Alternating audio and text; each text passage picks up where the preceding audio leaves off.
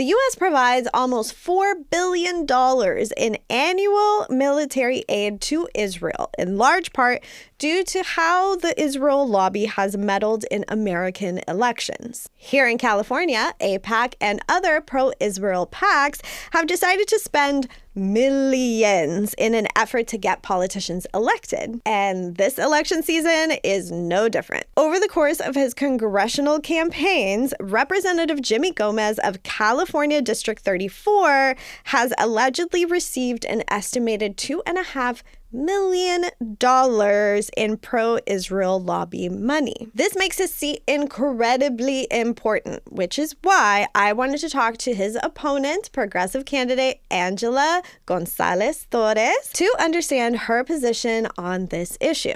Angela is the daughter of a deportee raised by a single mother in programs like SNAP and Medicaid. She is campaigning on policies that, quite honestly, a lot of California voters really care about, such as healthcare for all, housing, abolishing ICE, and of course, ending all ties to the state of Israel. A quick note before we begin today's episode: I am not personally endorsing any candidates in this series. The purpose of these episodes is to present to you each candidate's views, policies, and background so that you can make the most informed decision for you at the ballot box. Make sure to do your own research, form your own opinions, and use your critical thinking skills as you decide who to vote for this election season. Here's our conversation. Hi, everyone. Welcome back to the podcast today. I'm really excited. I'm usually very excited when guests come on anyway, but today I'm super excited because we have Angela. So happy to be here. Angela for Congress. Yeah. Angela, thank you so much for being here. You made the trek to my studio. I so appreciate it. For people who don't know who you are, tell us a little bit about yourself. Yeah, I am a Chicana anthropologist, advocate for justice, running for Congress in California's 34th Congressional District, which is the heart of Los Angeles. Yes. Which is also the district I was raised in, graduated from our public schools in, and pursued higher education not too far from here at UCLA to bring that knowledge back home and fight for working families like my own. Yes. And I saw somewhere that you were born and raised in Highland Park. Yeah. Okay. What was that like? I mean, honestly, so we're 4 generations Highland Park still, but I think I went to all of my schooling, like elementary school, middle school, high school in Lincoln Heights. So I kind of just say Northeast LA, East LA, because we're, like many other Angelinos, just constantly facing displacement. It's not something new. I think it was the best growing up there, but now it's really tough to just imagine, we might not have the option to grow old in that community and raise a family there. It's getting really hard. It's so gentrifying, right? Yeah. But it's also just I think it's at a wave of corporatization that it's impacting a lot of different people differently. And so it's at an interesting wave of gentrification where I don't even know if that's the word to describe what's happening. We're just all really struggling. And so now we're in this struggle together. And I think about how much has changed in the past year alone in Highland Park and across LA. And so we can definitely, I feel like gentrification is at a point of the conversation where we can see how it's manageable. At best, it's, I think, reversible, and we can start to move on from this constant battle over land and cost of living rising and stuff like that. So I'm just grateful to be part of that conversation because I, worked in coffee in Highland Park, and I worked in the beer industry in Highland Park, and now I'm running for Congress. And I'm like, oh, people know about Highland Park. It's so cool. We were just in San Francisco for a rally, and they said, oh, she's born and raised in Highland Park, and people cheered. And I was like, wait, no one knew about us growing up. We would be like, oh, we're close to Pasadena, or but now, we're on the map and stuff. It's kind of weird. I know. I'm like, wow, people actually know different parts of LA. And we're up on, honestly, yesterday too. Boyle Heights and unincorporated East LA were in the news about this congressional race being so important. And so I'm just grateful to be doing my part. a lot of people are really, really looking into not just who is AIPAC funded, Right. but who is actively talking about not taking pro-Israel lobby campaign money, Right. but also who is actively talking about not just a ceasefire, but divesting completely from the Israel state. So Yeah. how do you feel about this topic? How will you advocate for Palestinians and also just voters who are just sick of everything? Like, Yeah. are all of our money and military power going to a foreign state? Right. We can unseat one of AIPAC's top 5 recipients of campaign contributions in the heart of Los Angeles, and also send a message to just corporate money in general. Yes. So Jimmy Gomez is not only backed by $3 million from this unregistered pro-Israel lobby group, but a $125 million pledge from Big AI called Leading the Future, and they're trying to steal our future, you know, Right. but then also corporate real estate developers, like in that order. Yes. And it's just like, we don't have to do this anymore. Yeah. And we know more and we can do more to invest equitably across neighborhoods in California's 34th congressional district. We don't need to be the world's police. We don't need to invest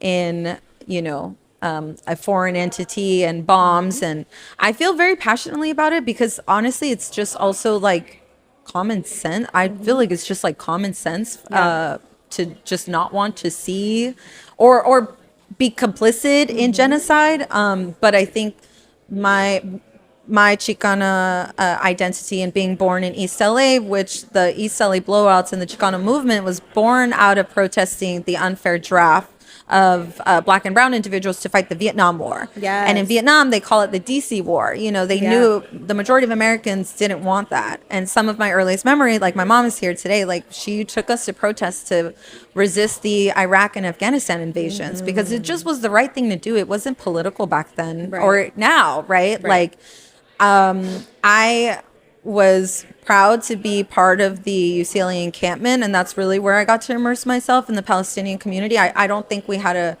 we as my family or my orbit had a connection before, but when you also start to just see like their beautiful culture and like resistance, right, and all those things, but then also the fact that the blueprints ICE is currently operating under were created in Gaza. It's like, oh, our struggles are directly connected, and so is our liberation. And so it's not controversial for me at all. And this is my contribution to run against someone who is so complicit in political corruption, but also complicit in genocide. That's my contribution, and if I could do more, obviously I would, but I'm like, this is wild how much money. And while Democrats and challengers across the country are rejecting AIPAC, Jimmy Gomez is fully embracing them, their money, their support, their influence, and it's time. So no, it's absolutely wild that anybody in Congress would be like,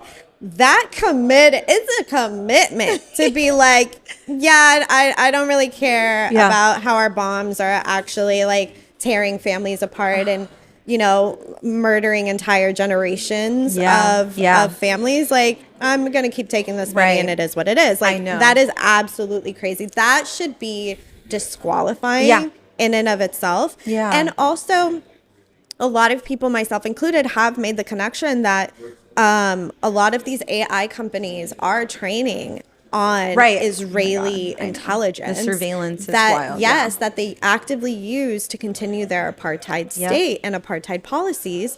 And then also the LAPD has connections with trainings with the IDF. And these the trainings, quote unquote, that the IDF do are actively oppressing Palestinians, native people that they claim to like want peace with, that they are actively oppressing in like very, very violent ways. Awful ways. And so this is a direct tie to California. Like this does end up coming back on a local level that most people prior to October 7th didn't understand or didn't even know about. And then once, you know, the last 3 years have happened and people's eyes have really been open to this fact, I think most progressives would say this is just common sense at this point. Yeah. We should not have any ties to this at all. Yeah. So I'm really glad that you're running on this. Yeah. And I want to say one last thing, because Yes. we've gotten so close before. Yes. So CA 34, the district I'm running to represent, was the only general election that AIPAC targeted in 2024 with nearly $3 million.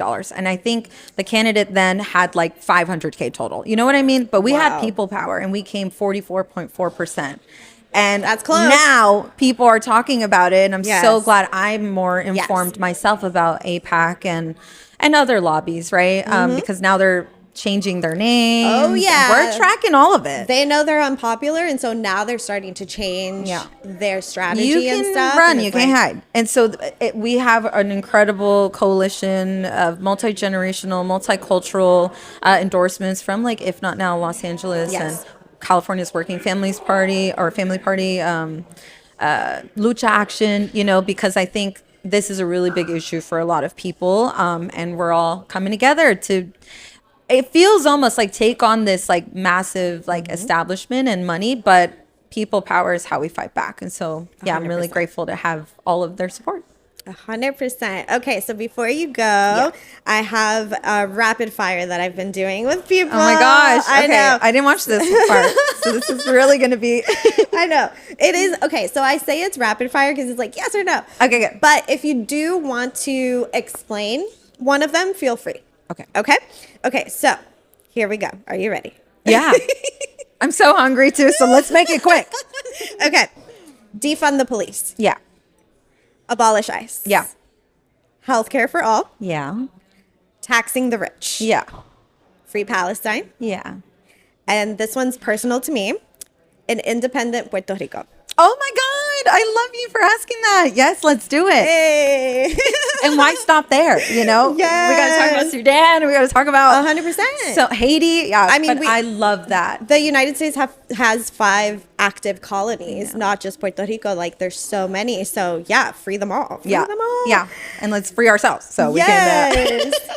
So we can have a great time. So much for being here. I so appreciate really it. I'm excited for people to hear about your campaign, hear about you, and best of luck on your campaign. Thank you so much. And we'll see you later. Yay.